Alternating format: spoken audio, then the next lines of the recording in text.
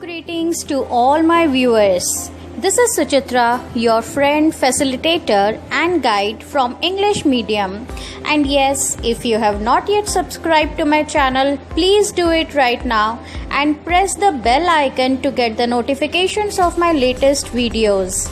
Do share my videos with your friends, relatives and co-mates. Today we are going to learn a poem which is though very simple and short yet conveys a very strong, positive and hopeful message. It is the first poem of your textbook First Flight. The title of the poem is Dust of Snow and it is composed by a very distinguished American poet, Robert Frost. In this poem, we will go through the central idea or message conveyed through this poem, explanation of the title, a short summary, textual explanation, and then the poetic devices which are used in the poem. This poem is built upon the idea that nature has its own ways to help us fight our depression. Sometimes we are so much drawn away by a small bad experience or incident that we waste a lot of our time and energy thinking about it instead of utilizing that time in fixing up what has gone wrong or in a constructive way. Now let us understand the title of the poem Dust of Snow. In this title, Dust of Snow, the word dust has been used as a verb, which means to sprinkle something in the form of dust or fine particles. And here in the title, that thing is the snow. So the title actually means the snow which was sprinkled or showered in the form of fine dust or particles. And now let us have a look at the summary of the poem. The poet was in depression. He was in a sad, gloomy mood. He was standing under a hemlock tree thinking that his day had been wasted. Just then a crow who perched on the hemlock tree dusted some snow upon the poet. Though it was an unexpected and quite insignificant event, but it had brought a drastic change in the gloomy mood of the poet. And further he says that he forgot about his problem altogether and got busy in cleaning the snow from his head and clothes.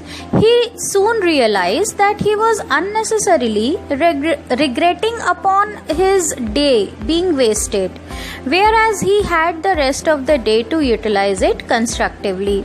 So this short poem, which begins with a sad and gloomy note, actually ends by conveying a very positive and hopeful message to the readers.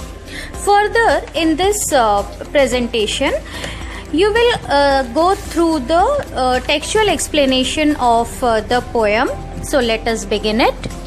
The way a crow shook down on me the dust of snow from a hemlock tree. So the poet begins by telling his readers that the way a crow who was sitting on a hemlock tree shook some dust of snow upon the poet. So here you can see the dust of snow and the crow sitting over there, and this is a hemlock tree, which is actually a poisonous tree. Okay, so children, in the whole poem you can see that the poet has nowhere mentioned that he was in a sad or gloomy mood. Then how do we identify that? The reason is the poet's use of the word crow and the hemlock tree. The poet has used the bird crow, which actually is associated to or related to a bad omen, something bad event. Okay, and at the same time hemlock tree, which I have already told you is a poisonous tree. So both the crow and the hemlock tree are associated with negativity, loss, death, sorrow, pessimism, etc., which ultimately refers the sad and dull mood of the poet.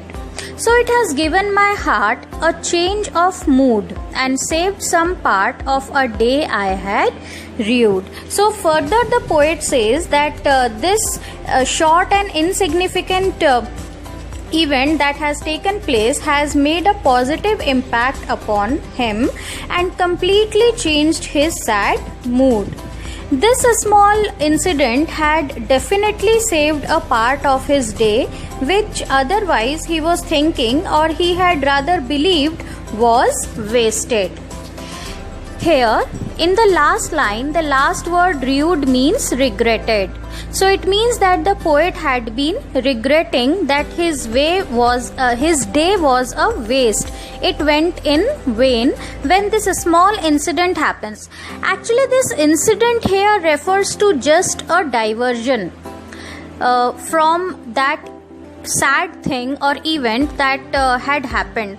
The poet wants to convey here to his readers that to come out of such depression or gloomy mood, what exactly you need is a little distraction.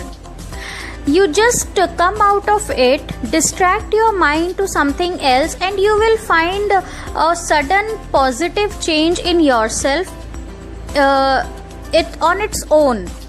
You don't have to make efforts for it, and you will find that one positive thought will take you or will lead you to something constructive, something fruitful. Okay, so that was the message of the poem, and now we will go through the poetic devices. We will start with enjambment. What is enjambment?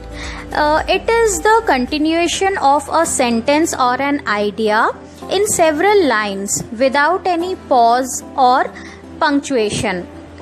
This poem, Dust of Snow, is one of the best examples of enjambment, because you can see that in the entire poem the poet has not used any pause or punctuation. From the beginning till the end, it is the continuation of just one sentence or one thought and idea, and the whole poem is expressed. The next figure of speech is alliteration, which is the repetition of consonant letters, or rather consonant sounds. That consonant sound may appear in the beginning or middle or end of a word, in a sentence, phrase, or paragraph. In this poem, we find the example of alliteration in Has Given My Heart, where the her sound is repeated, and Saved Some Part, where the consonant sound sir is repeated, and then Of a Day I Had Rued, where the consonant sound d has been repeated. The next figure of speech that is used here is assonance. Assonance is also the repetition of sound, but in this case it is the vowel sound. And here also the words should fall consecutively in the sentence, phrase, or paragraph, and the vowel sound may appear in the beginning, middle, or end of the word. So the sentence is shook down on me, where O is repeated. So that's it from this poem, children. If you have liked my video, do share it, and please subscribe to my channel English Medium.